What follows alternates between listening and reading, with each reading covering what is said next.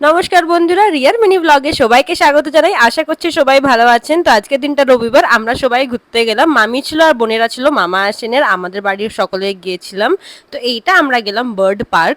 আপনারা যদি এই ভিডিওটা আরো ডিটেইলে দেখতে চান তো আমার লং ভিডিও যে দেখতে পারেন, পুরো ভিডিওটা ছাড়া আছে। তো আমরা প্রথমে যে এই যে দেখতে পাচ্ছেন চণ্ডীগড় বার্ড পার্ক, তো আমরা এখানে ঘুরতে গেলাম। প্রথমে দেখলাম জলে হাঁস ঘুরছে, তারপরে এখানে অনেক রকমের পাখি দেখলাম, তারপরে এই কালো রকমের হাঁস দেখলাম। আমি এই হাঁসটা দেখে ভাবছি যদি বাঙালিদের কাছে এই সব হাঁসগুলো থাকতো, ওরা সবাই রান্না করেই খেয়ে নিত মাংস বানিয়ে।